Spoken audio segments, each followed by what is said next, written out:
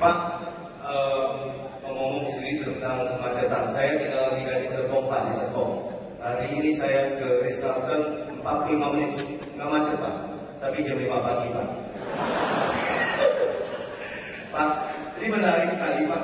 Tadi ketika Bapak bicara tentang otak penuh, perut penuh, dan kantong penuh, kami sebetulnya juga pengen belajar dari Bapak. Gimana sih seorang Pak Ahok itu dengan kesibukan yang luar biasa? Bapak kok bisa dapat terus mengupdate murid-murid yang sebetulnya multidisiplin?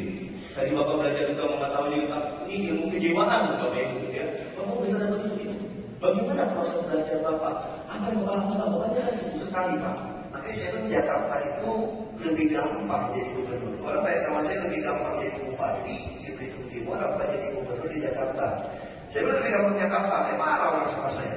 Nah itu sombong lu, ngacok lu. Aku ngomong jujur salah juga. Saya tipu demen. Saya ngomong jujur salah. Saya bilang kenapa? Kalau dulu di Belitung Timur ada masalah, saya undang 10 orang makan sama saya. 8 orang pendidikannya di bawah saya. Ya kan yang pintar-pintar sudah ke Jakarta jadi bos-bos. Yang kurang pintar ya bahan-bahan di tanah kan di Belitung tinggalnya. Yang udah pintar dia konglomerat dong. Pada pergi. Yang kedua, pendidikannya mirip dengan saya. Misalnya pendidikan saya yang lebih bagus itu dari dia gitu ya. Jadi gimana? Kalau di Jakarta gampang. Undang 10 orang, 8 orang lebih pintar dari kita sekolahnya. Di luar negeri banyak, PhD, doktor, profesor. Yang kedua sama lah kita master. Tapi dia kayaknya dari universitas lebih bagus dari saya kayaknya. Jadi ya Jakarta lebih gampang. Sudah itu ada film siapa? Classical itu movie, series classical movie. Film silakan. Kalau kalah kan ilmu itu, petani gitu, belajar perbulan sawit utara, sawit selatan, kira-kira gitu. Sama. Tapi Jakarta ada masalah. Dulu saya nggak tahu itu terjadi banjir. Kok satu hari bisa jebol ya? Harusnya tak begini jebol nih kerjain. Kok airnya dibiarkan sampai lewati? Kalau namanya dilewatin air pasti jebol. Ini kenapa nggak dibuka? Kenapa nggak dibuka ruang ke Gunung Sahari? Baik Gunung Sahari lagi masaknya panjang. Karena waktu itu belum disimpan waktu itu. Tapi minimal diamankan jangan lewat dari keluar hari. Saya kalau pikir itu, saya nggak tahu ini sistem tata air di Jakarta. Undang aja orang kita yang profesor yang dinas yang ngerti air pagi-pagi. Jelasin sama saya. Pertanyaan mana? Oh, udah jelasin 13 sungai, hubungannya 600-800 ini gitu, air macam-macam. Wah, langsung saya dapat ilmu kan, kalau saya belajar apa dapat ilmu kan. Nah besoknya punya lagi profesor yang kedua soal air. Saya pakai ilmu yang pertama banyak hati ilmu lagi. Ya dong, hati dong. Kayak orang pintar kan. Kalau kita kalah, kita bingung ini profesor yang pertama yang bego, apa yang kedua ya. Oh gampang gitu loh. Berapa dibilang undang lagi 3-4 orang. Yang dua undang yang 3 atau 4. Suruh dia berantem berbagi dari dengerin aja. Enak pakai 4 perguruan. Udah ngerti kan? Gak susah. Yang susah tuh orang gak nyolong solar, gak nyolong ya filter, rusak starter aki. Lagi banjir kagak hidupin. Dia nyolong 2 jam lumayan sejam 20 liter. Kalau 5 jam lagi hidupin, udah keburu tenggelam. Nah itu yang lebih susah. Makanya saya bilang yang pertama orang. Nah itu yang kedua apa? Saya punya anak magang banyak. Nah ini saya sudah magang. Kalau mau magang sama itu cuma satu syaratnya, tahan dibully dari saya. Jadi kalau cerita, ya anak magang itu satu buahnya dengan saya. Mereka kan pintar-pintar kan lulusan dari Amerika, dari Inggris, macam-macam mau magang 2 bulan, 3 bulan terserah. Dia ngomong antara mereka, ada kajian. Terus saya sudah kadang-kadang saya kuping gitu ngomong apa gitu. Nah itu sudah saya ngomong. Jadi kita buka aja. Jadi saya selalu tantang mereka, kamu boleh cari kesalahan saya. Mau kritik apa mereka dan diskusi. Dengan cara itu saya dapat ilmunya sebetulnya. Jadi saya tahu pikirannya kayak gini. Jadi saya itu juga jarang baca buku. Itu ada buku kajian tentang hukum. Ada kan suka institusi ini, LSM ini, profesor ini datang. Saya langsung ngomong dengan gaya, ya gitu kan. Begini saja bapak-bapak ibu. Bapak ibu pelajari dulu, nanti ketemu sama saya, kita diskusi. Nah, kayak gitu. Terus dia baca 6 bulan dari setahun udah yang dia belajar. Nanti kalau kasih saya 1 tahun lepas saja, diskusi sama ini. Apa itu dari ilmunya? Nah, itu sudah susah dia kata. Nanti kita suruh, misalnya apa-apa, itu baca tuh buku di samping aja. Nah, sama saya juga sering Kirimin bisa berita-berita orang kritik kita. So, gimana cara ngetes kebijakan kita salah atau benar? Oh, Jakarta udah gampang banget. Kita punya ide nih kan, punya ide A. Ini benar apa kayak ide ini ya? Orang terima apa kayak? Udah keluarnya dari kantor, wartawan pada kumpul, nilainya aja ngomong. Langsung dia tulis kan, ada tulis, OP, begitu. Terus malamnya susah kumpulin, yang nyerah kita berapa orang? Berapa orang kan? Berapa persen? Kayaknya 20% Pak, oh berarti 80% gitu ya. Atau 40% Pak, ini sudah bahaya Pak, 40% dan setuju Pak. Hampir 50-50, cari IP address-nya sama Pak. Oh ternyata 20 orang itu IP address-nya satu, berapa itu satu, berapa itu berapa. Wah ini juga kurang gitu. Orang menjadi presiden sama gubernur DKI itu cuma 50% plus 1, kok 40% 100%. Nah ini kita jangan cek seperti ini, jangan mudah. Kita keluar, pagi datang udah kawan-kawan. Keluar siang, malam juga panggil, Pak, periksa sore, Pak, kata ngomong lagi. Malam, periksa lagi, Pak, ngomong lagi. Jadi udah ngomongnya terus, gak apa-apa, terus udah lihat. Jadi kita nggak usah bayar lembaga survei. Tes aja gitu, kayak gitu kan. Datang ke IKF, ngomong lagi ya Pak ya. Ya, tapi spiritnya adalah seorang pemimpin harus tetap mau belajar ya Pak ya, meskipun caranya berbeda ya. Caranya lebih praktis harusnya. Kan ada istilahnya apa ya, ini buat kasih tahu sih Ya, aja. tips Pak, tips. Ini kan kata nabi gitu kan. Sebenarnya itu mengenali Maha Kudus itu pengetahuan seperti kita. Ya kan, jadi takut akan Tuhan seberiman ya kan, mengenali Maha Kudus itu adalah pengetahuan.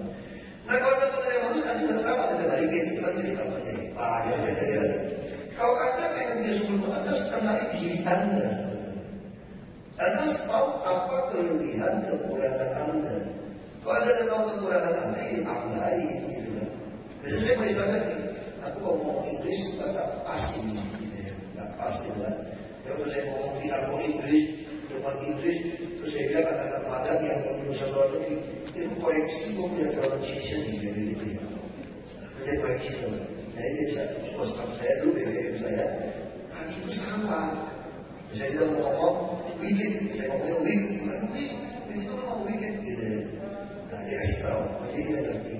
Ini kita belajar, jadi kita tahu, oh saya punya handicap di Inggris. Karena saya harus sekolah di luar negeri. Ya sudah, dia pagi belajar bahasa Inggris. Belajar bahasa Inggris, pengen itu apa? Kalau saya ya, Alkitab, terjemahan sehari-hari. Ya, belajar juga rohani yang masih saya baca kita tiap hari ya. Kalau kita tuh belajar Inggris sebetulnya Pak. Karena itu kita sambil belajar bahasa Inggris gitu. Jadi kita belajar, kita coba suarain, coba baca. Dan di Jakarta kita kadang mesti baca buku itu tebal. Pidato jadi pejabat, itu tebal. Harus belajar baca. Nah belajar baca baik-baik itu apa? Dia baca kitab suci. Dia pagi ada baca suara sehingga dia jadi biasa baca. Nah itu dia campur baca. Nah kita tahu, saya bilang pengetahuan itu dari mana asalnya? Ya Anda harus mengenali diri Anda. Itu sesuai. Kan kita kan nggak perlu mengarang ya. Mengenal Maha Kudus, ya kalau itu mirip, kira-kira ya hampir mirip kan konsepnya semua. Ya itu ya. Sosok rendah hati untuk mau terus belajar, ya Pak ya. Itu juga satu hal. Saya obat shift, bapak saya kasih tahu. Shift punya shift belajar. Jadi coba minum obat. Jadi bapak saya kasih saya nama itu puluhan ribu belajar. Dia belajar dulu. Adik saya enak bantu, punya semua yang kaya dia. Yang bantu, kamu belajar dulu. Sampai belajar terus. Pak, oke, Bapak Ibu, mungkin kita coba lempar ke floor dulu sebentar. Apakah dari Bapak Ibu ada yang ingin mengajukan pertanyaan? Boleh tolong angkat tangan. Waduh, luar biasa. Sebentar, ini bertanya loh, bukan selfie ya, bukan ya. Bukan, ini bukan undangan untuk selfie ya. Boleh tolong main ke sini ke depan sebentar dari seorang ibu di depan. Kalau sebutkan nama dari perusahaan atau dari bagaimana. Dan tolong supaya teman-teman yang lain tidak dapat pertanyaan juga bisa bertanya, pertanyaan praktis, nggak perlu prolog banyak-banyak ya. Silakan. Oke, selamat sore Pak. Saya selalu melihat bahwa Bapak selalu yakin terhadap apa yang Bapak lakukan. Mohon maaf, saya meyakini dari BCA Surabaya. Nah, pada salah satu sesi ada statement untuk pembicara bahwa kita manusia mungkin benar hanya 80%. Pertanyaan saya adalah, menurut Bapak, berapa persentase keyakinan Bapak pada setiap tindakan atau keputusan yang Bapak ambil adalah benar 100%? Dan jika Bapak tidak yakin terhadap salah satu keputusan yang Bapak ambil, sedangkan di satu sisi Bapak harus membuat keputusan, apa yang Bapak lakukan? Terima kasih. Oke, good. Bagus sekali pertanyaannya. Ini jadi kayak pertanyaan survei, Pak.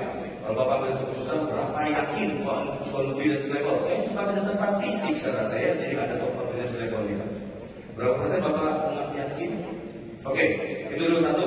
Oke, silakan. Ibu Melani tadi yang pertama, yang lain, yang kedua. Ya, tolong ini ke sini, silakan.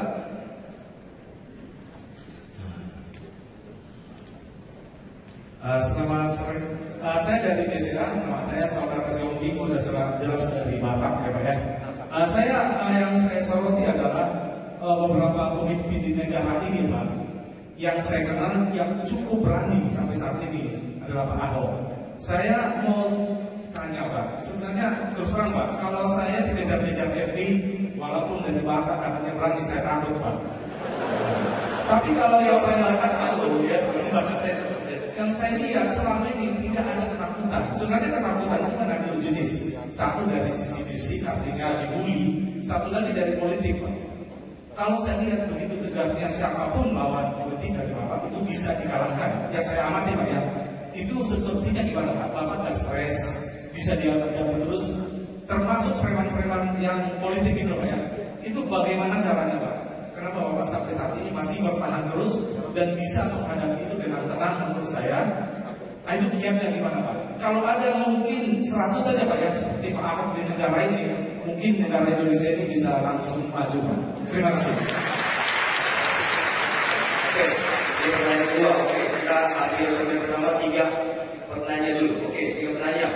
Pertanyaan ketiga, ya Bapak di depan. Terima kasih Pak Ahok. Kritik yang mendasar yang seringkali muncul terhadap Anda. Pak, mohon nama Pak. Oh iya, nama saya Gunawan Latif. Saya berasal Gunawan. Oke, Gunawan. Saya dari Sampurna University. Kritik terbesar antara lain terhadap Pak Ahok adalah karena cara komunikasi Anda yang jumlah bos, yang kadang-kadang terasa sangat keras. Itu kritik terbesar. Menurut Anda apakah ini masih dalam batas-batas yang wajar? Ya, atau kenapa? Atau ini justru sebuah pilihan untuk membuat brand name Anda, karena Anda bicara dari konteks marketing, menjadi lebih gampang untuk kita kenal sebagai satu bentuk diferensiasi. Pertanyaan pertama. Pertanyaan kedua, kenapa Pak Ahok lari dikejar FPI? Kenapa nggak Pak Ahok yang mengejar FPI? Karena menurut saya pemerintah harusnya yang mengejar FPI. Terima kasih. Ya, oke. Ya, pertanyaan yang kedua nih yang nanti agak menarik. Ya, silakan Pak Ahok mungkin. Berdiri dari kelihatan di belakangnya. Ya. Berapa yakin keputusan Anda? Saya kira setiap keputusan yang kita mau ambil, saya selalu yakin 100%. Walaupun saya sudah menyiapkan, kalau tidak ini apa solusinya. Jadi selalu kita siapkan itu, kalau enggak ini apa. Jadi kayak main catur kira-kira gitu. Jadi setiap keputusan itu saya sudah hitung, kalau ini enggak ini, kalau ini enggak ini. Dia waktu kita bicara dengan orang kita tidak hitung. Kira-kira kalau saya ngomong ini pasti harus begini, ngomong ini pasti begini. Udah saya tangkapnya terus. Nah jadi kira-kira salah. Bisa nggak keputusan kita salah? Oh bisa, manusia. Kalau kita nggak salah pasti Tuhan. Tapi manusia membuat keputusan, saya harus yakin. Tentu saya harus cari data, pengetahuan semua, itu saya coba. Itu pasti yakin baru beberapa persen. Saya nggak ada statistik, saya feeling saja. Yang penting Anda berani memutuskan, berani tanggung jawab. Bagi saya, kalau Anda sudah masuk jadi seorang pemimpin, tidak bisa mengatakan saya tidak memutuskan pun adalah keputusan saya. Oh nggak ada itu kayak macam. Bagi saya lebih baik memutuskan salah daripada Anda tidak mengambil keputusan. Jadi yes or no. Saya nggak tahu ini mungkin saya salah, saya baca buku salah mungkin ya. Kira-kira gini, katanya Jadi kalau orang Chinese itu selalu apa kata? Yang penting sama-sama cuan lah. Ya baik-baik semua kan. Jadi urusan gede jadi kecil jadi nggak ada. Jadi kira-kira gitu lah. Kita yang penting semua baik-baik. Kalau orang India itu lainnya gitu. Semua neder nggak jelas ya. Itu dia bingung. Saya ini cuma casing aja orang Tionghoa. Saya ini isinya itu nggak beda dengan orang Amerika sudah cowboy. Jadi yes or no. Saya pikir sifat orang dipengaruhi dari keyakinan Anda. Saya dipengaruhi oleh Calvinis. Saya Protestan, saya dipengaruhi Calvinis. Yes or no. Ya bilang ya, enggak. Tentu nanti masuk komunikasi, orang nggak suka.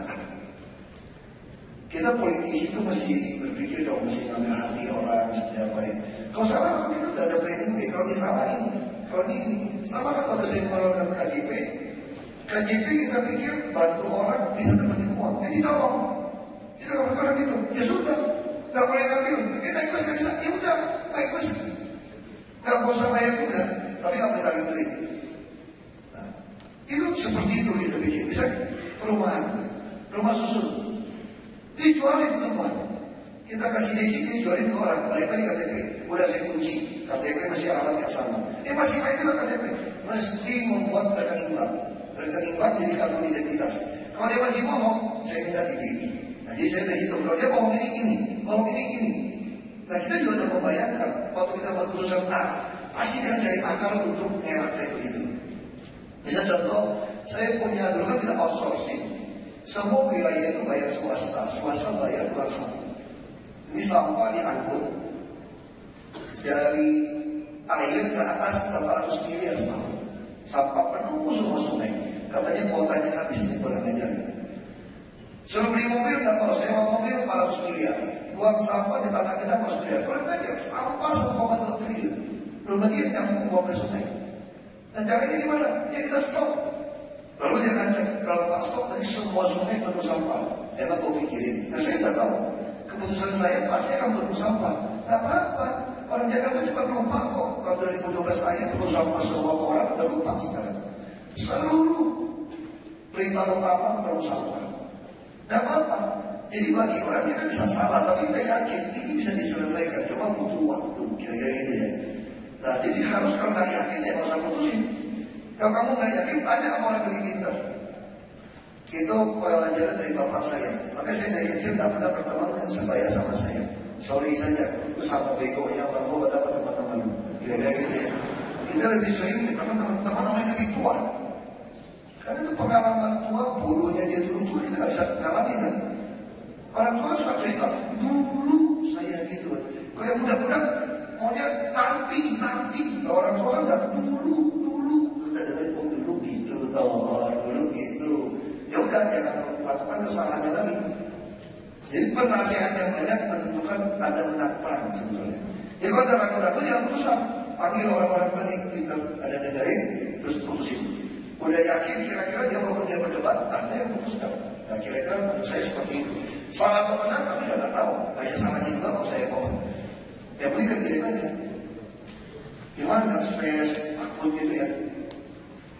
Ceritanya gimana nih? Kira-kira gini lah, pendeta saya juga marah sama saya. Mau kebaikan ya, satu hari pulang gereja, kebaktian satu, dia tadi ngomong sama saya. Kalau saya mau pulang bosan, enggak, tapi saya balik lagi.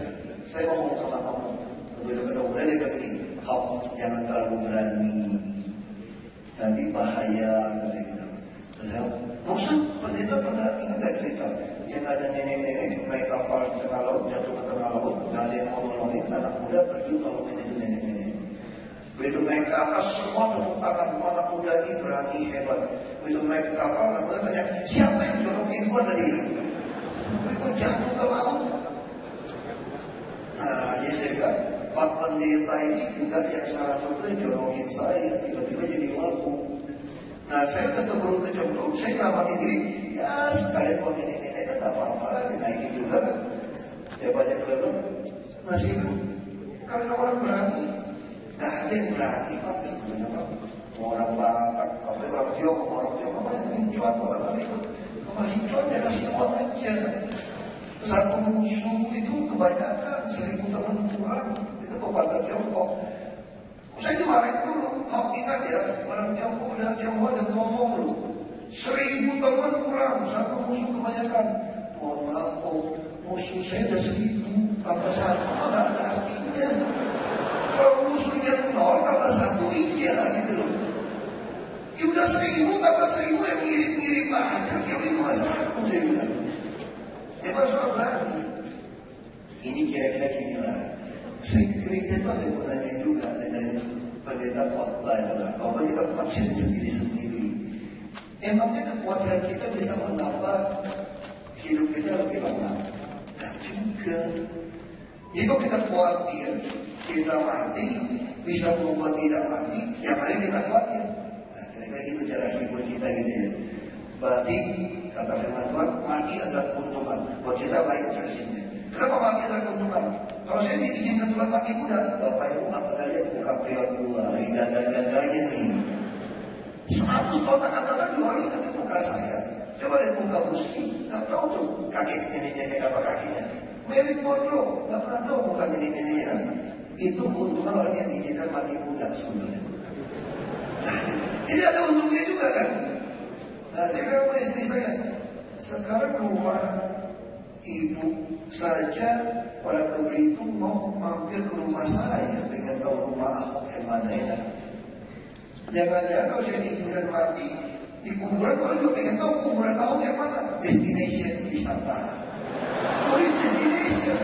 Berarti juga menolong orang kan. Tulis kalimat yang gak ada. Ini kayak gitu aja hibur diri teman. Terus gimana nih? Terus sudah aku tahu. Kau kejadian benar gimana? Jangan khawatir. Saya sudah menaikkan premi asuransi Anda. Jadi Anda akan jadi janda kaya. Anak-anak takut. Jadi kayak gitu aja teman. Tapi kalau dia balik, kau mau mati duluan gimana? Lu kawin lagi nggak? Kamu jangan jawab yang benar. Pasti ngambek dia. Ini untuk menjawab pertanyaan tadi gitu kan. Cepat-cepat aja jeleknya. Punya dari kawin lagi nggak? Iya, kau kawin lagi. Langsung nangis kalau istri mana? Nah itu salah. Jadi saya politisi yang baik itu memang mikir dulu baru ngomong sebetulnya. Kalau saya kadang-kadang udah ngomong baru mau mikir, kok bisa ngomong kayak gitu ya tadi ya? Ini mikirnya. Jadi kalau dia bilang ini bagian dari trik, nggak ada loh orang trik yang dicaci maki. Itu kan kebiasaan saja teman. Di kampung saya itu ada namanya kampung baik asuh. Tinggal di mana kamu? Baik asuh, desa-desa saja. Di sini baik saya berpikir sederhana teman. Semua orang punya kata itu kan dia pagi dong, dia malam juga uang kan. Lalu saya ngomong kalimat itu kenapa? Biasa-biasa saja ada juga punya kok. Karena nggak boleh, ya udah nggak boleh orang pakai lagi, jadi gampang kan? Nggak usah pakai lagi gitu loh. Mereka dia bilang cara komunikasi sembarangan. Aduh, gimana nih? Banyak yang ahli komunikasi politik bicara sama saya begini. Kita mau mempelajari cara komunikasi Anda. Gak berani, Anda mau marketing sesuatu apapun yang baru, Anda masih survei pasar segala macam. Kalau dia mengatakan gaya komunikasi saya itu tidak ada di Facebook dan melawan teori komunikasi, kira-kira kalau seorang politisi membayar konsultan komunikasi yang hebat, dia setuju gak menjalankan komunikasi saya? Nggak setuju. Saya pernah di sekolah itu yang mirip-mirip sekolah komunikasi itu. Saya di sekolah itu dia pakai saya itu partai kecil. Di sekolah itu saya. Kalau komunikasi, I am okay, you are okay, gitu ya. Kalau ngomong gitu kan. Waktu itu saya terpilih dari Wagub, si institusi ini langsung ambil foto saya. Dia pikir dia mau keluarin IPA. Wagub DKI cara komunikasi dipoles-poles saya. Gitu kan. Kebetulan saya ngomong sembarangan, langsung sampai hari ini kadang pernah keluar itu foto saya. Diingatnya dia. Ini merusak merek ini dulu. Tapi kalau merusak merek, apakah kita melakukan enggak? Prinsipnya sederhana. Kenapa saya sampai tenang-tenang saja? Di sini kelas 1.200 orang. Tambah 1 juta lagi, saya santai-santai saja. Bapak mau tanya apa saja, saya santai-santai saja. Tanya aja apa aja. Jawabnya asal pengetahuan mulut sama nurani kita sama. Itu jawaban sih. Bapak Ibu pernah ketemu saya ngomong nggak ada itu begitu. Karena kalau di kelasnya kuliah ikut postmaster itu banyak sekali itu sekali ada belajar pidato bahasa Inggris teman.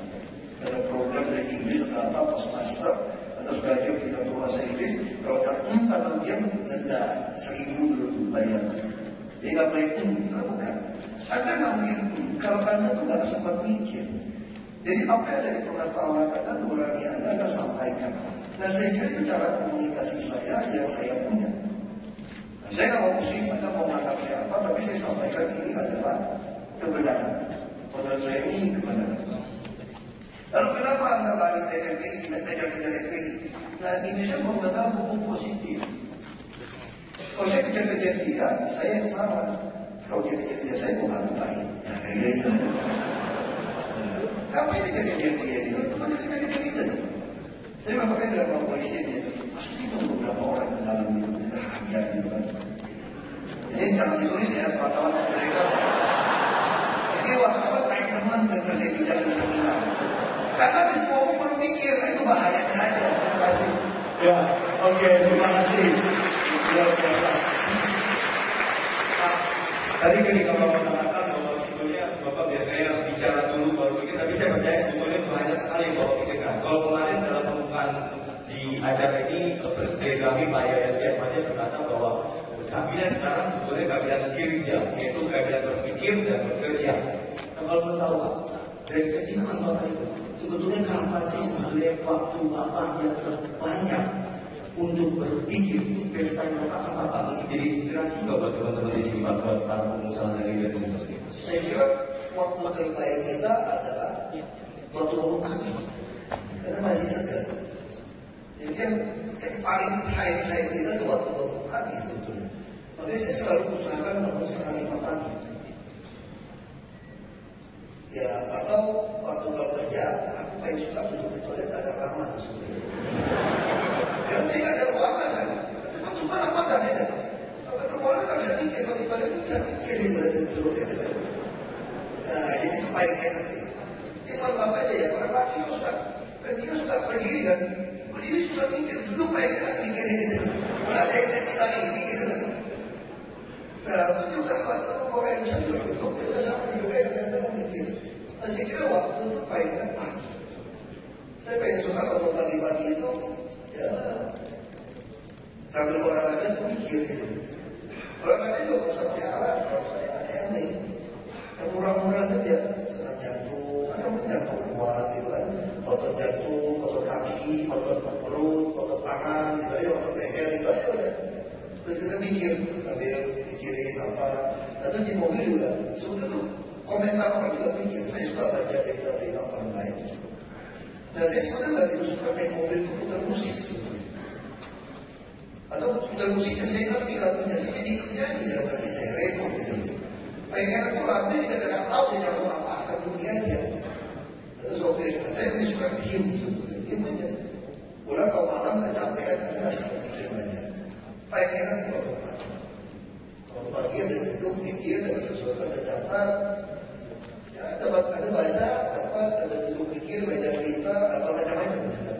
Di jalan, terima berita, ada komentar orang, dan mikir itu langsung kasih berita. Nah kita evaluasi saja. Dari yang kita lakukan kan sudah mengenai para kasih komentar evaluasi. Menurut saya yang paling baik waktu ada bangun pagi. 4:30 itu ada waktu yang paling baik. Termasuk memikirkan terobosan-terobosan untuk DKI juga di saat-saat atau terobosan bisa di saat itu. Bisa juga di saat ketika orang nyerang Anda itu sih kalau nggak sih suka orang nyerang saya gitu. Ya makin dia kredit saya nyerang saya itu di situ makin orang mengajar kita itu jadi punya ide untuk jadi semakin banyak masalah. Menurut saya itu makin bagus. Baik kalau ada masalah sih santai-santai saja. Bagi saya masalah adalah sumber untuk kita mengeluarkan terobosan baru sendiri.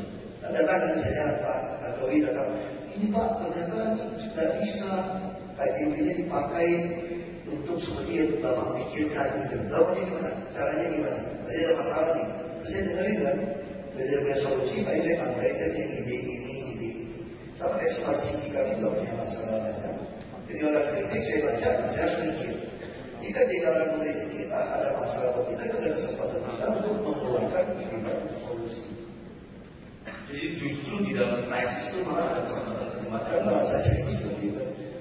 Kalau dalam krisis itu di dalam bahaya itu ada cuan kira-kira gitu. Nah, ini sama kira-kira ya sama konsepnya. Di sini ada pemilik PT bocuan nggak apa-apa. Ya, luar biasa. Oke, saya akan buka termin kedua. Ya, kita buka termin kedua. Pertanyaan pertama, oke, Pak Handoko di depan. Yang pertama, ya, nanti yang kedua di yang ibu yang di belakang sana. Nanti yang ketiga sudah. Oke, silakan Pak Handoko. Selamat sore Pak Ahok, nama saya Handoko Wijawargo dari Maestro Consulting. Saya sebenarnya sudah kasih modal Pak Ahok dengan SMS malam 3 nomor yang saya punya. Ya, pertanyaan saya sudah sederhana sekali. Karena tema daripada IKF kali ini adalah moving our nation to the next level. Saya tertarik untuk bertanya kepada Pak Ahok adalah moving Ahok to the next level. Ya. Nah, pertanyaan saya kepada Pak Ahok adalah what is your next level? Dan kemudian pengetahuan atau inovasi apa yang menurut Bapak bisa menjadi modal untuk bisa meraih your next level tadi. Terima kasih. Ya, terima kasih Pak Handoko. Nanti kita simpulkan dulu ya, Pak. Ya, pertanyaan kedua. Pertanyaan kedua tadi yang di sana. Ya, silakan. Ya. Ya, selamat sore Pak Ahok. Saya Jarod. Mohon maaf bukan wakil Bapak ya, hanya sama namanya saja. Dari KGM. Saya tertarik dengan terobosan-terobosan Bapak untuk mengimprove kinerja pelayanan di Pemprov DKI. Yang saya ingin ketahui dari Bapak, bagaimana Bapak bisa memastikan bahwa nanti setelah Bapak move to the next level, ya, bisa mempersiapkan suksesor Bapak, jadi bisa melanjutkan apa yang Bapak rintis, baik dari Pak selama Pak Jokowi maupun selama Bapak bertugas di DKI. Apa yang Bapak persiapkan agar program-programnya bisa berkelanjutan, jadi tidak hanya sampai pada saat kepemimpinan Pak Ahok gitu. Jadi mohon dijelaskan, mungkin bisa di-share juga apakah selama Bapak setelah menjadi bupati di Belitung, apakah program yang Bapak rintis di Belitung bisa berlanjut terus atau tidak? Terima kasih Pak. Oke, Pak Jarod. Yang ketiga, saya coba tawarkan dari sisi saya ke kanan saya. Ada? Nggak ada? Oke. Ya, silakan yang di tengah. Kalau mic sini tengah lagi Pak. Kalau tengah lagi, ya. Selamat sore Pak Ahok, nama saya Daniel dari Mahibrial. Bolehkah berbagi dengan kami warga Jakarta tentang rencana Bapak terhadap ruang terbuka hijau, terutama kaitannya dengan knowledge hari ini untuk taman inovasi dan kreativitas bagi generasi muda masa depan. Terima kasih. Bisa terus sekali pertanyaannya ya, saya senang hari ini. Ini pertanyaan pertama dari Pak Handoko, bagaimana membawa Bapak ke next level? Ini bukan kampanye loh Pak ya. Tidak ada kampanye Bapak Ibu. Jadi memang kita punya pengen tahu bagaimana. Pertanyaan 1-2 itu kira-kira sama. Jadi kalau kita nggak yakin, kita tinggalkan bisa bermasalah terus main ke next level. Itu pemerintah. Jadi waktu saya jadi bupati di Belitung Timur, kenapa saya mau jalan gubernur? Karena waktu saya menjalankan jaminan kesehatan tadi, orang belum bisa dapat jaminan pensiun. Nah, jaminan pensiun saya bisa lakukan sebagai gubernur. Makanya saya lepaskan jabatan bupati untuk naik ke gubernur. Walaupun dicurangi menjadi gubernur. Nah, pertanyaannya apakah program yang saya lakukan itu akhirnya tetap jalan? Iya. Kita begitu saya masuk ke DPR RI, saya langsung minta jadi badan legislasi. Saya minta di Komisi 2 menangani birokrasi. Mari kita mengeluarkan, saya telah menjadi sekretaris Kaukus Kesehatan DPR RI. Untuk apa? Untuk bisa mengeluarkan BPJS Kesehatan. Nah, saya ada banyak pola, maka yang dilakukan BPJS Kesehatan sekarang dengan pola masuk ke puskesmas segala macam itu udah saya try out waktu saya jadi bupati. Jadi waktu saya makin naik, ini makin tersempurnakan, makin berkuasa. Nah, pertanyaan juga sama. Kalau jadi gubernur gimana supaya bawahannya bisa tetap sama? Anda harus jadi model. Jadi Anda sebelum bisa naik ke atas, Anda bisa buktikan sebuah showcase dulu untuk mempertontonkan transformasi ini. Nah, showcase-nya apa? Makanya saya akan buktikan PNS itu masih banyak yang baik. Asal sistemnya dapat transparan. Asal Anda bikin mereka itu semua sangat transparan dan ada plan terbaru satu pintu. Sehingga daerah abu-abu untuk izin semua itu hilang. Makanya kita tes. Nah, kalau kita meninggalkan tempat ini pun kalau jadi itu showcase, siapapun yang mau jadi gubernur, rakyat DKI sudah punya standar. Kalau kamu mau jadi gubernur, pasti ditanya nih, kira-kira kamu jadi gubernur, kamu masih transparan nggak? Datanya masih kamu buka nggak? Pelayanan terpadu satu pintu Anda masih ada nggak? Masih ada. Kalau saya mulai bangun satu budaya dengan reward dan punishment, mungkin Bapak Ibu nggak pernah tahu gaji PNS yang terendah di DKI, kalau dia kerja biasa-biasa saja itu di atas 10 juta. Makanya saya mau pindah-pindahnya di Pak, masih bisa nilai yang kata itu, pindah terus. Karena saya udah kasih kan. Kalau saya pindah dulu belum kasih, ribut. Kalau udah kasih dulu, yang ini kesenang aku saya bilang kalau jadi pecah lebih banyak, jadi belum dinaik lagi. Ya, ini namanya politik divided and impaired, zaman VOC dulu. Kayak gitu ya, bayar. Kan nggak semua jelek gitu. Nah, kita mulai bikin, misalnya rumah sakit, puskesmas kami itu kepala puskesmas bisa ngobrol 20 juta lebih. Kita sistem biaya putih. Nah, saya mau uji coba tahun depan, guru-guru juga dengan biaya putih. Nah, sekarang bisa nggak budaya udah jalan itu baik, mereka tentukan orang baik, kecuali asumsi kita. Semua ada yang baik. Jadi sebenarnya dalam teori-teori yang disebutkan, kalau 100% itu 20% baik, 20% jelek, yang 60 ikut-ikutan aja, kira-kira dari mana yang mimpin. Ini juga sama kayak teori Konfusius, kalau kepalanya lurus, bawahnya nggak berani nggak lurus. Makanya sekarang kita harus kebut ini, sebelum kita tinggal di tempat ini, pecat-pecatnya kemarin nih orang. Nah, sekarang kepala PNSP saya itu adalah seorang dokter usia 39 tahun. Hasil tes, saya kasih dia kekuasaan, dia kerja sampai jam 2, jam 3 pagi, karakternya terujian. Bukan karena ada saya, dia belum teruji. Jadi banyak orang baik sebetulnya. Lulus IPDN juga dia sebetulnya. IPDN nggak semuanya dari tapi marahnya juga banyak, karena merasa udah pasti. Itu buang aja. Gampang aja kok pecat-pecat itu aja. Rumusnya bukan IPDN. Jadi saya kira tidak masalah. Kalau baik, saya pun gimana caranya? Saya mau jelaskan itu kira-kira gini. Tahu cerita Babilonia nggak ya? Nebukadnezar gitu ya. Raja yang dianggap raja kafir kayak gitu. Di kitab Daniel. Ini kalau banyak baca Alkitab belajar bahasa Inggris jadi tahu yang cerita Alkitab ini. Karena setahun habis sekali. Itu Alkitab setahun pakai bagi baca tuh habis setahun. Pasti habis. Gitu. Kalau udah baca 20 tahun ya kira-kira udah tahu lah. Gak hafal kan. Nebukadnezar aja ngerti. Mengatakan kekuasaan itu adalah milik Tuhan. Tuhan yang kasih, Tuhan yang memberi. Makanya dasar itu saya nggak pernah pusingin Anda mau pilih saya atau tidak. Yang penting saya kerja sebaik mungkin.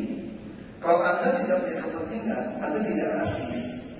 Kalau kebetulan lawan saya punya ide, punya rekam jejak lebih jelek daripada saya, pasti Anda pilih saya. Kalau saya disuruh, nyesel sama pilih Tuhan. Kenapa mesti pusing? Nggak usah dipusingin. Ya kan, jadi kalau belajar mengenali mata uang di Departemen apa? Luar negeri Amerika katanya, keuangan Amerika. Bukan belajar uang palsu, belajar uang aslinya seperti apa. Pokoknya kalau nggak mirip dengan ini berarti palsu. Jadi tugas saya bagaimana free kepala penuh, perut dan dompet penuh. Karena mau pilih atau tidak, saya katakan kalau ada lebih baik dari saya, jangan pilih saya dong. Bodoh Bapak Ibu. Kalau masa punya duit bisa beli motor Jepang, beli motor Jepang kan bodoh banget itu. Dari Tiongkok itu. Ya sama. Nah, jadi bagi saya mendidik pemilih untuk mengenal siapa yang harus Anda pilih. Nah, kriteria ini jelas. Kalau cari yang bersih, yang transparan, yang berada dan tentu dia profesional. Kalau profesional bagi seorang pejabat adalah peduli sebenarnya. Bagaimana Anda peduli ngurusin kepala, perut, dan dompet. Kira-kira itu aja. Nah, lalu bagaimana tahu dia betul-betul profesional, transparan, dan bersih? Lihat waktu dia jadi pejabat, karakternya sama. Jadi kalau yang jadi pejabat mau doang, Anda percaya? Ya, ada tipu dikasih lima.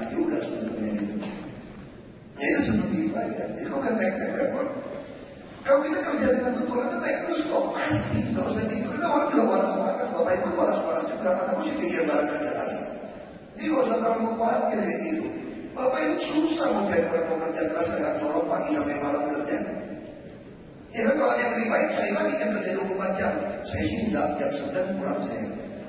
Jam 10 kali jam 11 tidur. Saya pulang sampai jam, saya cuma untuk kerja 3 jam tidur. Saya lebih jujur dari Ahok, saya cuma untuk tidur 1 jam.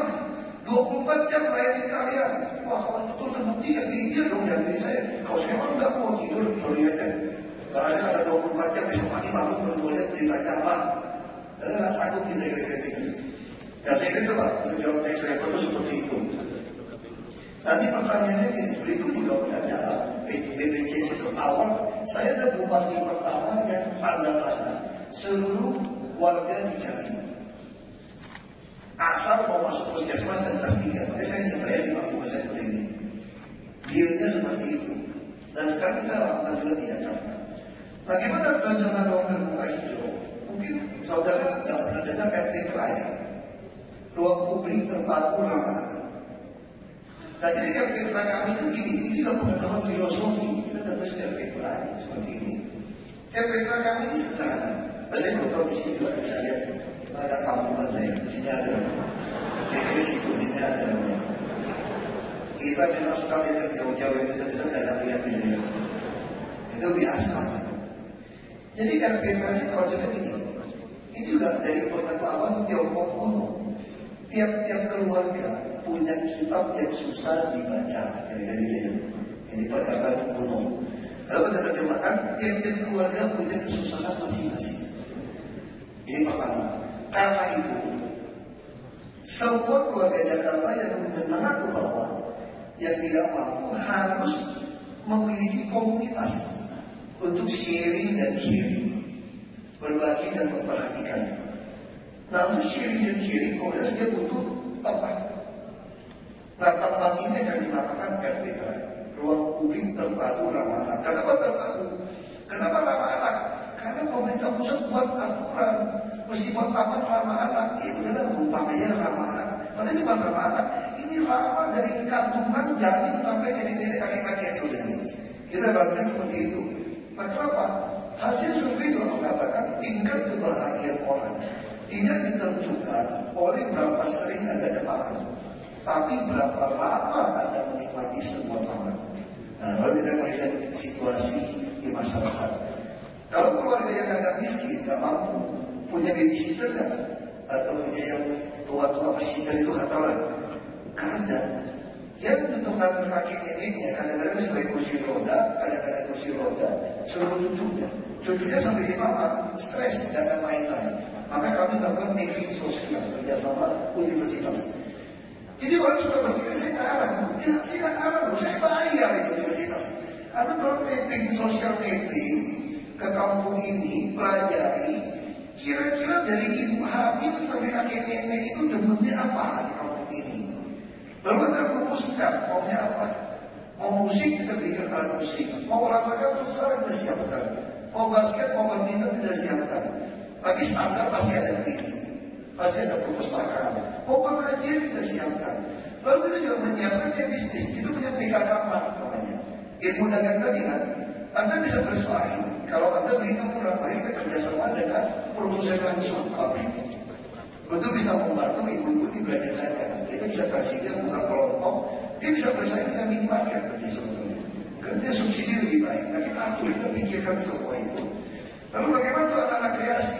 Dia biar aku, dia minta alat band, saya beliin. Mau beli musik, mau keyboard, kita beliin. Mau belajar nyanyi. Tapi yang lebih penting lagi, sekarang kita lagi menyiapkan sebenarnya semacam inkubator. Holding place gitu ya. Saya orang lagi buat aplikasi ini. Tapi saya idenya macam-macam. Saya pengen ini, pengen ini. Nah itu gimana? Kita bikin hackathon. Kita ada perlombaan, ada kerjasama.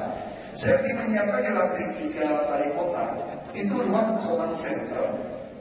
Itu setengah lantai kita pakai. Di gedung kami itu untuk jadi tempat startup itu datang. Holding place yang ada aplikasi, dia pakai free. Dengan wifi yang cepat untuk keluarkan ide-ide. Nah jadi kita pikir gak ada alasan anak muda bilang tidak punya ide. Nah kita bisa ke tempat-tempat seperti ini. Bahkan bioskop, saya buka bioskop di balai kota. Saya minta komunitas sinias-sinias muda itu untuk datang diskusi soal musik. Karena salah satu produk kreatif yang bisa bersaing di dunia ada perfilman juga sebenarnya. Amerika menggunakan Hollywood, India, Bollywood. Dia bisa diskusi satu minggu untuk film nasional tanpa dia kasih free. Terus saya dapat sumbangan dari Studio 21 kameranya. Dia tulis lah Studio 21, apa cuma tulis itu kan. Yang penting gratis gitu ya. Ada kerjasama di tempel ini. Nah jadi itu yang kita pikirkan. Sama juga anak-anak magang. Kenapa anak magang? Saya ajak bareng, satu ruangan dengan saya, bisa kemarin yang melamar 400 orang lebih ya. Dari S1, S2, S3 melamar di anak magang. Ada beberapa yang tidak mampu, kita kasih bantu ongkos transport. Jadi mereka juga lihat apa yang saya lakukan gitu. Jadi mereka lihat, mereka langsung pelajari, ada masalah ini, ada bisnis bagaimana, perusahaan gimana. Magang-magang itu sudah magang sama saya, mereka bilang kok, mereka bilang ditanya, itu kaget, emosional ya? Enggak, gak emosional orang itu katanya. Ada beberapa satu sarjana hukum, dia udah lawyer berdiri perusahaan, dia bantu saya, jadi pemadam. Setengah gaji saja nggak apa-apa, kita nyatakan lah. Kalau ada bagus kita bayar full, nggak apa-apa. Kita punya uang operasional, oke kita banyak besar. Kita bayar, jadi tanya dari orang, bosku itu temperamental, enggak. Emosional, cepat marah enggak. Menurut saya dia bersabar banget. Karena dia lihat tiap hari melihat kelakuan dari oknum birokrat yang jengkel itu, teman. Untung aja saya itu kenapa bisa atasi. Ini ada rahasia belum disampaikan. Saya selalu minum tablet PPG 1,5 tablet tiap pagi bangun tidur. PPG itu bukan pura-pura gila, pura-pura goblok.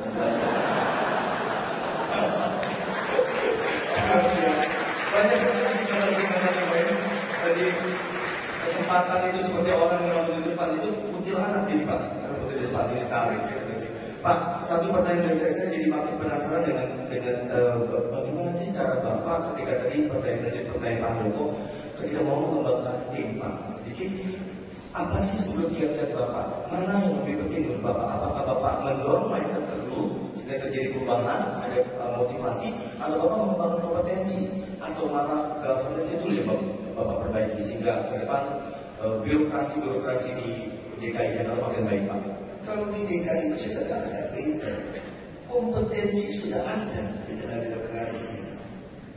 Tinggal ada peraturan yang sudah kesempatannya. Karena kalau dulu pejabat itu kalau mau naik eselon pertama itu namanya eselon 4 paling bawah.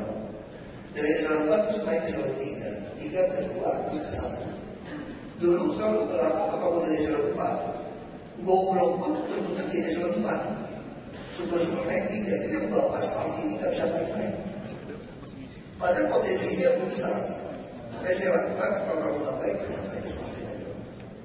Jadi saya bilang ini main bulan panjang, main bulan panjang.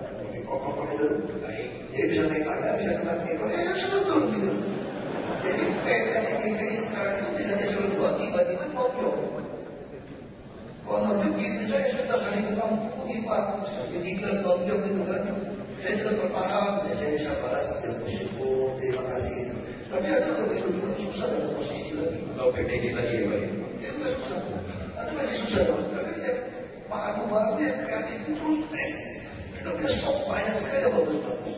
Begitu dalam produk bagus langsung sampai. Nah, saya naik lagi jobnya ada. Jadi kalau bicara kompetensi, menurut saya kalau di DKI, saya mengatakan bahwa kompetensi dapat diikuti itu tergantung wilayah ada apa, masalah ada apa.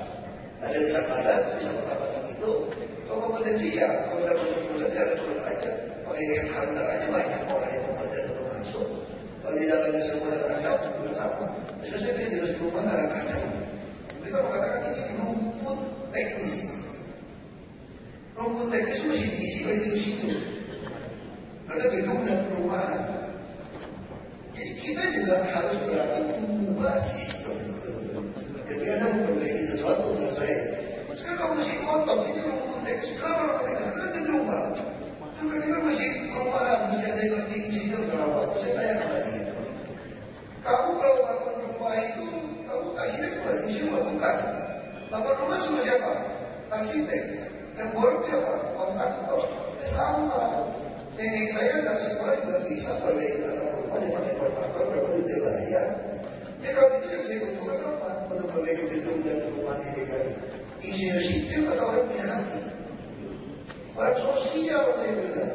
Ini bukan rumpun teknis, ini rumpun sosial. Karena rumah susun kita ini ada fungsi sosial. Makanya saya ambillah orang S3 dari dinas sosial menjadi kepala dinas gedung perumahan.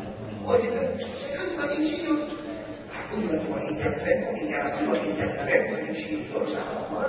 Aku juga bukan sosok. Kenapa aku sih pakai tuh dari kita yang konsultan, tanya sama dia.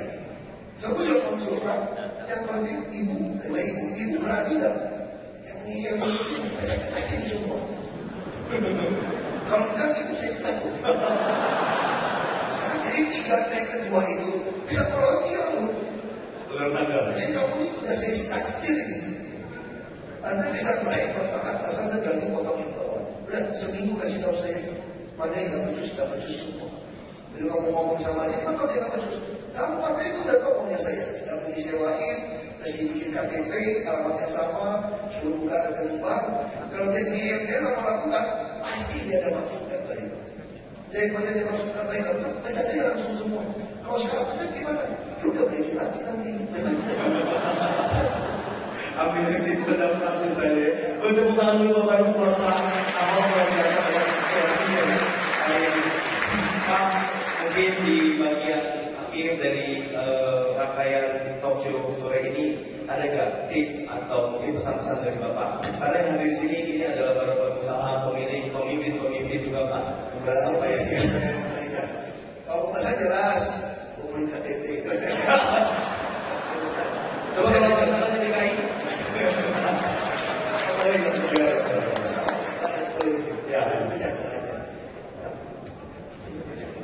Ya. Saya kira pesan itu nggak ada orang yang sempurna, nggak ada orang yang pintar. Tapi satu pesan yang menarik buat saya, ketika Anda memikirkan kesejahteraan orang lain, maka ini akhirnya Anda jadi kreatif. Nah, menurut saya begitu, menggunakan kata kreator, pencipta.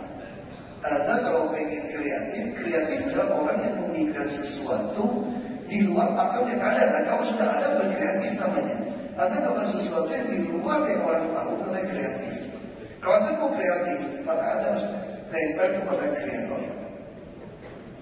Saya mungkin ada yang ateis itu soki. Tapi bagi saya, kalau Anda mau tahu Anda siapa, supaya punya pengetahuan tadi, Anda harus nempel kepada kreator. Anda harus tahu penciptaan. Sama kayak kita beli handphone pertama kali atau beli iPhone, Anda harus masuk kepada websitenya mempelajari manual booknya, supaya Anda ngerti si iPhone, si Apple yang bikin ini, software hardware-nya seperti apa. Anda bisa tahu cuma cantiknya, tapi software-nya begitu luar biasa, itu seperti itu. Nah, kalau Anda mau tahu Anda seperti apa, kelemahan Anda seperti apa, kelebihan Anda seperti apa, bagaimana Anda bisa maju ke depan kreatif, Anda harus baca kitab suci Anda, supaya Anda bisa tahu manual book dari si pencipta. Saya kira itu pikiran saya. Nah, saya nggak bisa tahu Bapak Ibu punya persoalan masing-masing. Saya tidak ngerti pikiran Bapak Ibu, tapi yang penting bagi saya Bapak Ibu harus kenalin siapa Anda. Kalau Anda tahu siapa Anda, maka Anda bisa maju satu langkah di depan ke next level. Terima kasih. Yes, luar biasa. Terima kasih Pak. Jadi memang Bapak Ibu, satu kesimpulan kalau boleh saya sampaikan sore hari ini, bagaimana menjadi seorang leader. Belajar dari seorang Bapak Basuki Cahayapurnama. Seorang leader harus berani mengambil keputusan, karena tidak ada keputusan yang salah. Ketika salah pasti punya uang untuk mengambil atau melakukan koreksi-koreksi. Dan satu hal kita tidak perlu khawatir, karena kita belajar dari seorang Pak Ahok bagaimana beliau punya keyakinan atas pemeliharaan Tuhan. Saya melihat itu sebuah spirit yang menjiwai setiap langkah-langkah beliau, Bapak Ibu. Dan seorang pemimpin harus berani berkata, harus berani berpikir juga apa yang dikatakan. Walk the talk, talk the walk. Dan jangan khawatir ketika ada krisis, percayalah bahwa di sana akan ada opportunity, ada kesempatan-kesempatan yang akan bisa diambil. Dan terakhir saya mencatat juga tadi bagaimana menjadi seorang Pak Ahok adalah menjadi seorang pemimpin yang tidak pernah belajar. Termasuk juga beliau mempelajari Alkitab sampai di buku dan belajar dari banyak orang. Itu banyak hal yang kita contoh dari seorang Bapak Basuki Cahayapurnama. Ya, saya sudah bilang, jadi pejabat itu sebetulnya beda juga dengan kita bisnis sebetulnya. Kalau saya mulai dari kampanye misalnya gitu ya, waktu saya mulai karir saya tahun 2003 untuk masuk ke politik, saya tentu harus memilih kira-kira ada kesempatan atau tidak. Misalnya kalau saya masuk ke partai yang sudah terlalu besar, saya cuma jadi cucurut saja gitu. Gak ada yang peduli. Ini memang ilmu saya berpromosi Prasetya Mulia juga. Saya lulusan Prasetya Mulia. Jadi diajarin teman-teman di sana tuh pintar. Kalau melamar kerja itu yang harus langsung hubungan dengan bos. Makanya saya memulai karir saya itu dari sebuah partai yang kecil, PIB. Tentu ketika masuk partai kecil ini, kita dapat jadi ketua. Bagaimana menentukan pangsa pasar? Dan kita partai baru mau penetrasi pasar kan? Nah tentu harus memakai apa yang sudah ada. Jadi kita dapatkan knowledge, pengetahuan. Nah saya sudah melihat kondisi pasar kita itu apa? Kondisi pasar itu adalah semua warga kita itu ngerti teorinya Abraham Lincoln, walaupun nggak pernah dengar sebagian. Kalau Presiden ke-16 Amerika, kalau mau menguji karakter sejati dari seseorang, kasih dia kekuasaan. Jadi hari ini rakyat itu nggak punya siapapun. Mau kamu profesor, orang kaya, pendeta, pastor, mau biksu, udara, mau LSM, ngomong doang, kalau udah jadi pejabat lupa. Artinya apa? Mereka boleh mengerti karakter teruji kalau Anda sudah di kekuasaan. Nah kekuasaan yang paling murah dan mudah diraih adalah DPRD tingkat 2. Nah dengan dasar pengetahuan itu saya membuat keputusan. Kita mesti mulai masuk ke DPRD tingkat 2 yang paling murah dan mudah untuk diraih. Ini kira-kira gitu aja sederhana. Lalu bagaimana cara kampanyenya? Ini sama kayak marketing juga. Yang paling susah itu kalau dalam ilmu dagang, kita diajari orang tua kita ya, om-om kita yang tua. Ilmu dagang itu bukan belajar menjual sebetulnya. Ilmu dagang belajar bagaimana membeli sebuah produk dengan harga murah dan mutunya baik.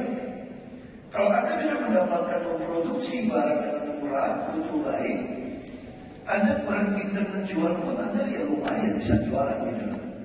Kalau Anda udah barangnya jelek, mahal, bisa jualan, yaitu jualan di pinggir jalan. Besok balik lagi udah gak ada. Pintar bohong aja. Nah, yang paling susah itu adalah bagaimana maintenance. Banyak orang politik begitu masuk ke politik membuat baksos. Kasih makan, kasih uang, kasih kesehatan. Begitu dia terpilih, kabur dia nggak tahan.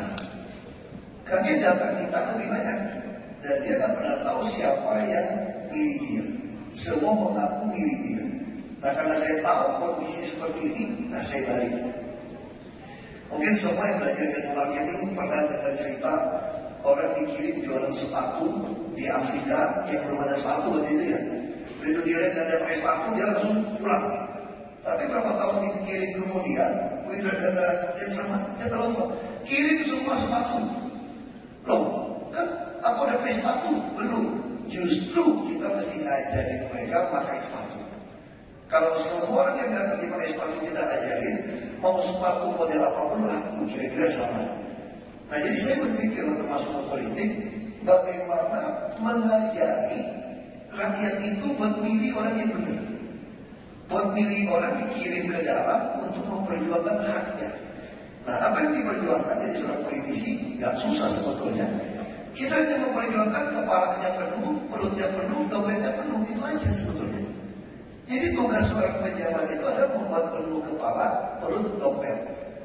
Apa di kepala penuh?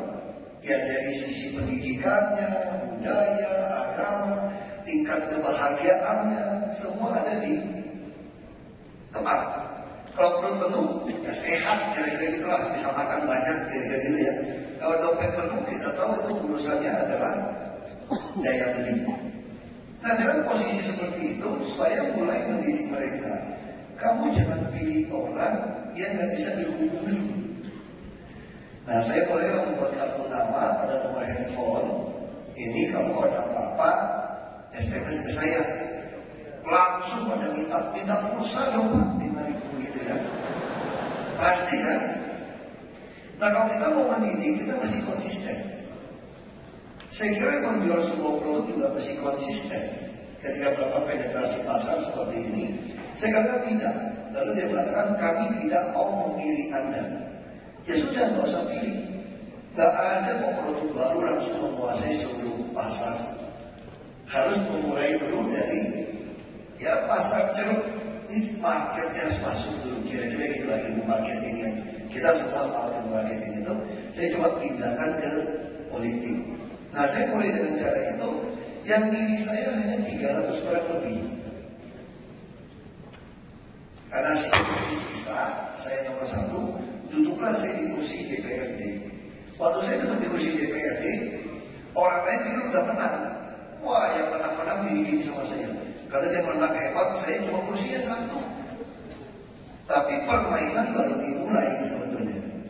Ini permainan baru kita mulai. Dimintain duit, kabur, gak tahan. Saya duduk aja. Kalau orang datang ke saya minta duit, langsung saya tahu bukan pemilih saya. Karena pasar-pasar sudah saya pisahkan. Target pasar saya sudah jelas. Nah, tujuan saya apa? Bukan kata pemilih. Tujuan saya adalah memiliki panggung kekuasaan untuk mempertontonkan karakter saya sesuai dengan teori Abraham Lincoln tadi. Nah, ketika saya kerja 7 bulan, makanya dari sisi suku agama ras kata kamu ini 93% Muslim. Fraksi bulan bintang menguasai DPRD 55%. Mau ngomong apa? Orang Tionghoa cuma 6% di Belitung Timur. Yang Kristen 0,8%. Itu pun isinya kakek saya, om saya, tante saya, satu keluarga itu. Dan sepupu saya yang sama-sama Kristen, satu gereja pun gak mau pilih saya. Waktu menjadi bupati. Kenapa?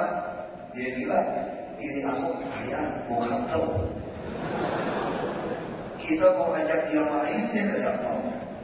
Mau ngikut dia, pintar dia. Mau galakin dia, lebih galak dia. Jadi bertiga kita pilih orang yang bisa kita atur. Tidak apa-apa. Selama dasar kita jelas. Kita tahu, rakyat menghendaki pemimpin yang betul-betul jujur, tidak korupsi, mau memenuhi kepala, perut, dan dompetnya dia. Hanya dia tak percaya siapapun sebelum Anda ada di kekuasaan. Nah, makanya saya butuh kekuasaan ini. 7 bulan saja jadi DPRD, mereka pilih saya jadi bupati, dan kampanye. Karena kota kecil. Nah, itu kira-kira dari dasar teori, kondisi pasar, kita gabungin terus membuat keputusan. Lalu kita masih konsisten sama keputusan yang kita bikin. Kita kadang-kadang buat keputusan belum lihat hasil terus sudah goyang jadi orang gitu. Enggak, bertahan aja. Kita terlalu banyak baca buku-buku teori itu kan. Nunggu kapan datang, udah gak paham, berbulan-bulan gak datang. Begitu kamu tinggalin, pas datang itu apa. Jadi istilahnya kalau kuliah itu, kesempatan itu adalah orang yang kotak, rambutnya di depan. Yang mesti cegah bisa dipegang banget. Kalau dia lewat, tak bisa pegang lagi, dia kotak ya. Dia rambutnya di depan, setengah di depan. Jadi ini sama, teorinya sama itu. Nah, sama dengan satu marketing. Saya adalah orang yang pertama kali mengikuti pemilu kada langsung. Dulu namanya pilkada. Pemilihan kepala daerah langsung. Itu kalau saya lihat baliho billboardnya mereka, saya kadang-kadang senyum-senyum. Ini orang gak pernah baca buku marketing. Kita kalau mau berperang, kalau mau perang itu mesti ngitung dulu gitu, apa kuno itu kan. Kalau mau berperang itu mesti ngitung dulu kekuatan musuh berapa, kekuatan kita berapa. Sama kita mau bangun rumah, kita harus hitung. Anda punya uang berapa, material Anda berapa. Nah, saya juga sama. Gimana caranya supaya kita tarik sama kita, kira-kira gitu kan pemasaran ini. Kemudian billboard gede itu udah kayak batik. Semua hebatnya dia tulis itu kecil teman. Siapa yang sempat baca bos itu banyak orang lewat. Nah, saya hanya pilih maksimum 6 kata. Dan 3 kata pun saya ulang-ulang. Beri kami kesempatan memajukan atau menghemat uang APBD apa gitu. Jadi semua beri kami kesempatan. Dan ini kita pasang. Ya kayak iklan di motor terus saja di sirkuit-sirkuit. Yang mereka naik motor belok itu sejajar mata. Ini ilmu marketing. Jadi semua apapun yang Anda lakukan sebetulnya menurut saya Anda harus punya dasar pengetahuannya. Kalau orang nggak punya pengetahuan memang ngaco. Anda boleh nekat gitu loh, tapi nekat yang itu. Kita kan orang sekolah kan, bukan orang yang nggak sekolah. Kita tuh nekat yang gitu. Bisnis adalah kalkulated risk. Bukan orang uji aja ngitung kok kira-kira kartunya berapa kira-kira gitu ya. Atau saya berapa kira-kira gitu ya. Ya sama.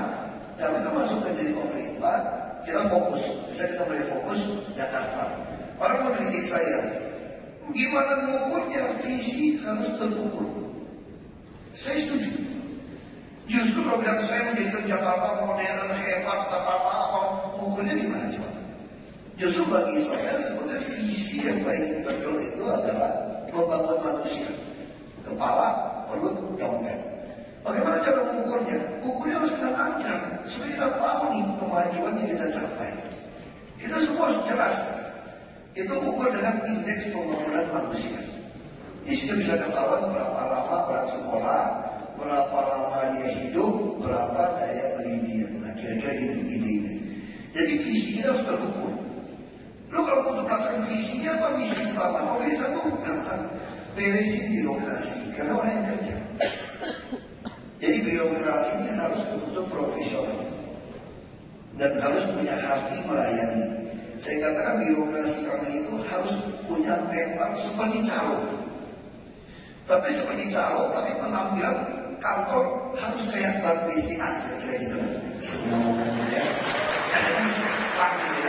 Mudah-mudahan Bank BCA itu sudah kecewa direktur Bank BCA yang kita minta dari BCA. Saya sengaja minta Pak Dirut dari BCA untuk jadi direktur di Bank BCA. Karena saya dari dulu kenal BCA, punya teman-teman BCA. Jadi saya tahu persis bagaimana program dibuat. Itu semua dengan dasar menyenangkan orang. Kira-kira orang terus hidupnya enak. Pada waktu itu belum ada smartphone, belum ada apa. Ya kira-kira ngelapar-lapar dari komisi independen Pak, ngerayu-rayu Bapak gitu kan. Nah jadi saya tahu produk ini bagus. Nah semua ada produk, jadi begitu balik ke sini. Kalau birokratnya bisa kita atur dengan baik, terus dia tanya, gimana caranya? Birokrat kebanyakan, mana yang benar? Kita tes. Jadi kita memilih orang terus dites. Kita ada komputer yang mereka testing, soalnya yang acak-acak dites. Lalu ada pendapat asesor psikologi. Jadi para psikolognya yang kasih pada saya, kira-kira orang ini memenuhi syarat, cukup memenuhi syarat, kurang memenuhi syarat, atau tidak memenuhi syarat. Nah dia kan keluar, terus dia kasih deskripsinya. Nah saya baca. Jadi orang menuduh saya sembarang ganti orang muda. Tapi yang benar, saya stop orang yang maju ini banyak. Saya suruh tes, stop. Jadi ini ngeyel dikit pecah, gitu kan? Masuk gitu. Ngeyel dikit pecah, gitu kan? Ilmunya cuma 3, 1 pecah, 2 pecah, 3 pecah, itu aja. Gak susah gitu loh. Gak susah pecah. Tapi ini semua harus ada dasar. Ada dasar kita pelajari. Bisa contoh. Ada suatu kepala dinas, dia tulis di situ. Dia kurang memenuhi syarat. Ada juga yang tidak memenuhi syarat. Terus saya baca, kenapa dia tidak memenuhi syarat? Kurang kreatif. Pada kerja cuma saya suruh dia beresin taman. Aku nggak mau tahu ada mungkin ada rumput yang mati, awas tuh. Tapi dia loyal, ikutin perintah. Ya nggak usah kreatif, kreatif mas saya kata mas saya di gubernur nanti pusing amat. Kamu jadi kepala dinas saja gitu loh. Gak usah terlalu kreatif, gitu. Dia kreatif gubernur dia gitu loh. Jadi surat pemimpin mesti kita baca. Ya semua ada dasarnya. Misalnya contoh yang sederhana, bagaimana kami tahu bahwa anak-anak ini perlu kita bantu dengan KJP. Makanya terima kasih pada BCA primanya saya yang bantu kami. Dulu Bapak pernah terpikir ada ide gitu. Nah ide itu bisa keluar dari saya karena saya menghadapi masalah. Saya punya data dari Bank Dunia. Kita baca data juga. Cuma itu tuduhan lawan politik saya bilang Ahok itu sembarangan. Saya tidak sembarangan loh. Saya adalah orang yang sangat cerewet sebenarnya. Saya harus pelajari semua dengan baik. Dan saya ini lebih banyak orang Islam yang suzon itu nggak prasangka. Lebih baik nangkap orang jahat daripada nangkap orang baik kayak gitu ya. Nah saya selalu katakan kami nggak suka pistol di tangan Anda. Karena saya khawatir Anda bunuh saya. Saya maunya pistol di tangan saya. Dan saya jamin saya nggak mungkin bunuh Anda. Saya cuma garap di mulut kok. Saya mau baik-baik aja orangnya. Kalau di mulut saya nggak tembak orang. Tapi kekuatan saya pegang dari itu. Saya akan pegang. 40% anak usia 12-15 tahun itu tidak sekolah di Jakarta. Lalu kita menemukan juga, ini untuk dewasa semua ya. Kenapa anak-anak suka berantem di gang itu gitu? Tentu ada karena ada geng narkoba, mau mengalihkan perhatian. Tapi yang paling menarik ini ada hubungan suami istri sebetulnya. Bayangin rumah 18 meter persegi, ditinggalin anaknya itu banyak. Suami istrinya mau senggam apa gimana kira-kira gitu. Makanya di rumah itu jadi RS. Rumah sangat sederhana sampai sangat susah senggam.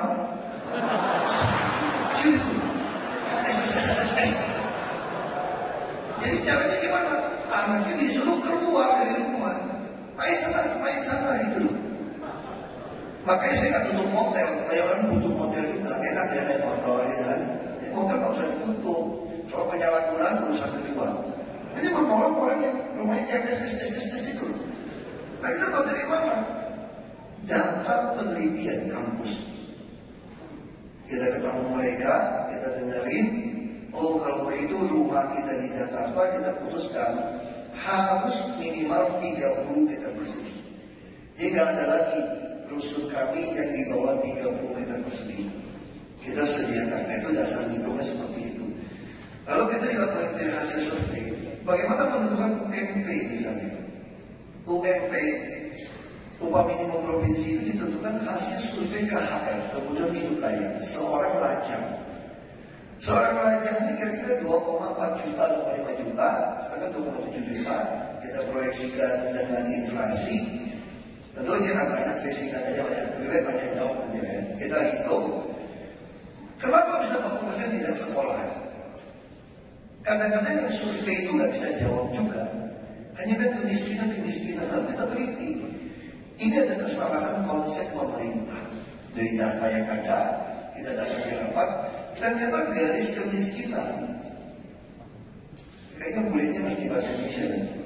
Oh, berarti oke, sorry. Daripada saya ngomong bahasa Inggris, terjemahin 1000 orang lebih repot. Ya gak, yang ngerti kan? Semua gak ngerti, ya kita bahasa Indonesia satu orang gak ngerti gitu ya.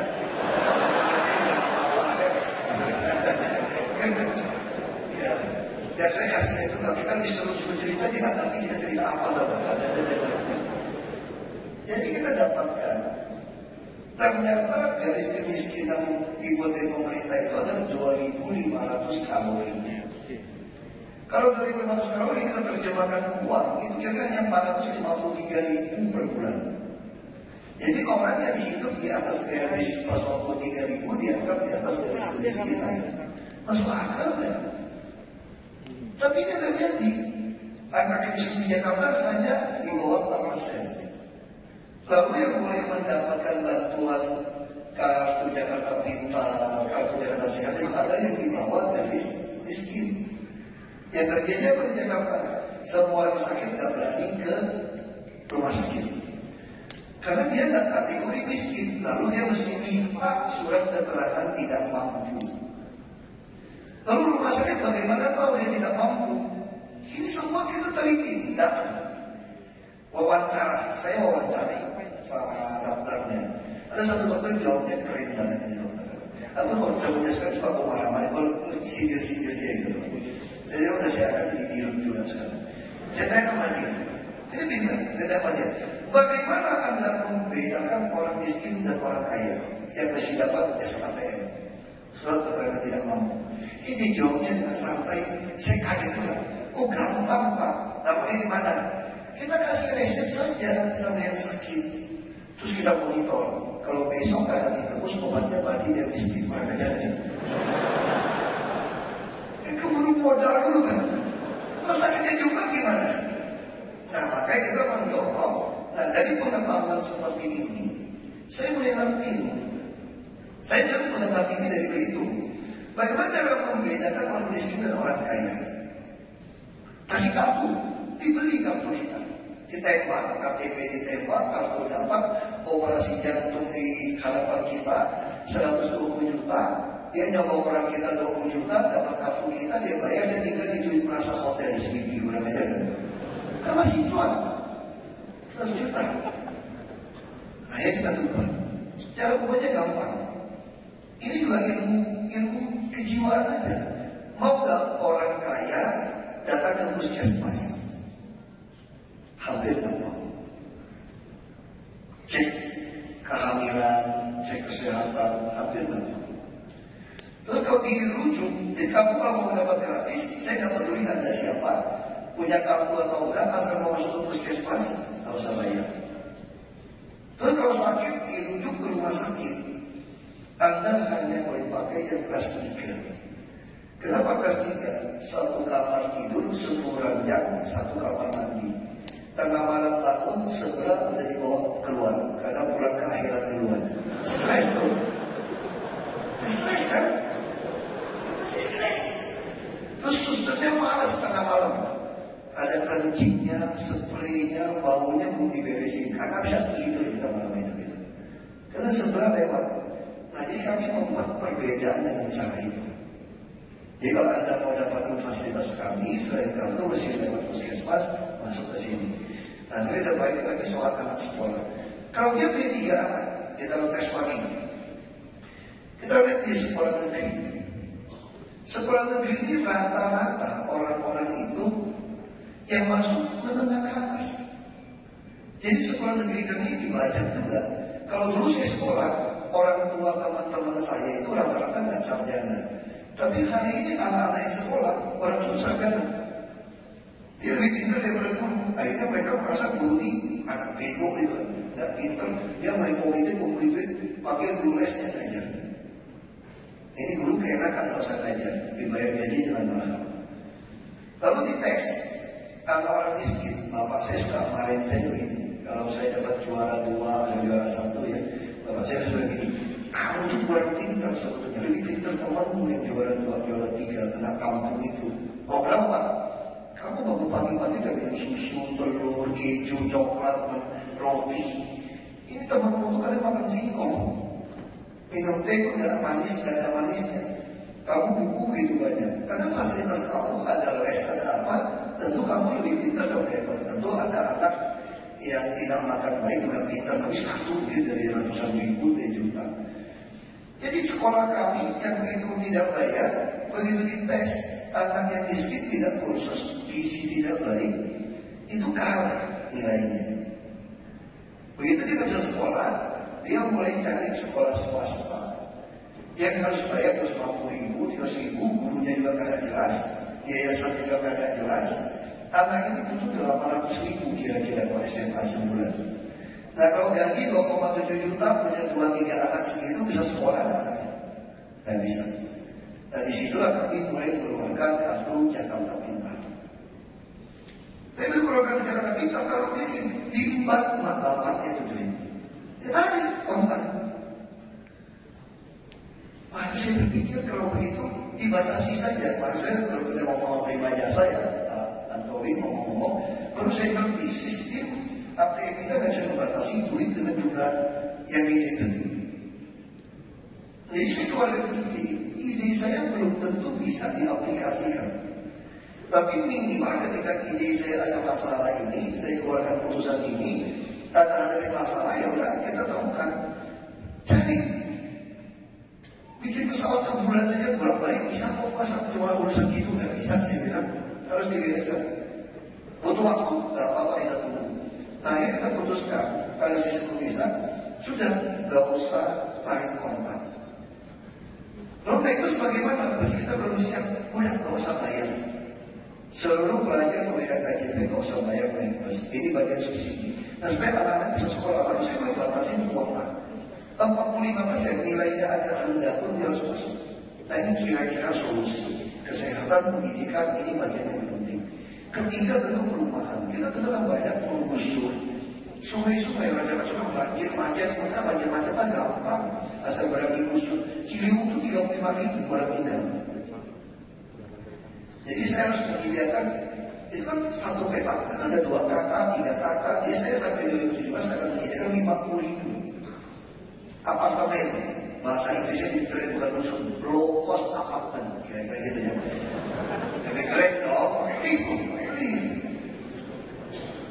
Dan bayar IPR-nya murah, iuran pemberian lingkungan dan service charge-nya murah. Hanya kira-kira 5.000 sampai 15.000 per hari. Oh, masih datang juga orang. Pak, kami nggak mampu bayar, Pak. Oh, gampang, nggak mampu bayar. Silakan masuk ke panti. Kita kasih makan. Oh, pantinya terlalu kayak penjara. Kita dapat gambar. Oh, gampang. Tahun depan saya bangunin panti bergaya villa di Cianjur. Ada boleh tinggal di situ. Seminggu 2 minggu. Nah, jadi semua keputusan kita itu karena pengen ini kebetul, pengen ini. Lalu kita mulai menganalisa. Oh, seperti ini. Kalau transportasi, itu juga gampang jawab transportasi. Seluruh dunia sudah ada. Kita masuk sudah ada 20 kajian, kita membuat kajian. Bangun rasio jalan yang banyak, rasio jalan dinaikkan. Bangun jalan yang banyak. Bukan cuma jalan raya, jalan untuk kereta. Ya sudah, bangun aja. Di atas, di bawah, bangun aja. Apa banyak? Jangan mau pikirin. Paling Jakarta buat gampang kok. Kalau mau bikin apa aja, bilangin aja. FPI akan menyerbu Ahok langsung aja langsung. Gampang juga kan? Jadi itu ya pengetahuan-pengetahuan itu sudah punya jadi gubernur itu. Kita udah tahu orang Jakarta nih, nyalinya paling takut ribut. Tapi ada orang Jakarta yang pintar. Kita udah ribut-ribut supaya ada rumah yang buruk, kalau punya murah sekarang.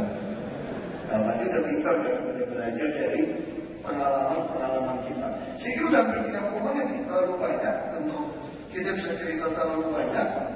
Tapi yang paling penting terakhir adalah bagaimana PTSD kami harus berfungsi dengan baik, birokrat harus berfungsi dengan baik, yang melayani. Kalau soal macet segala macam, tiap-tiap lurah itu kayak estate manager. Nah, kalau Bapak Ibu dan lingkungan Bapak Ibu sekarang bawahnya lebih bersih sebetulnya sekarang. Karena kita nggak pakai kontraktor lagi. Nah, kita membuat transparan.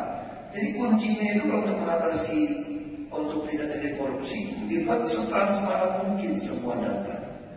Dengan data yang transparan, kami ada provinsi pertama yang membuka paling banyak data. Ada 500 lebih kami punya data transparansi.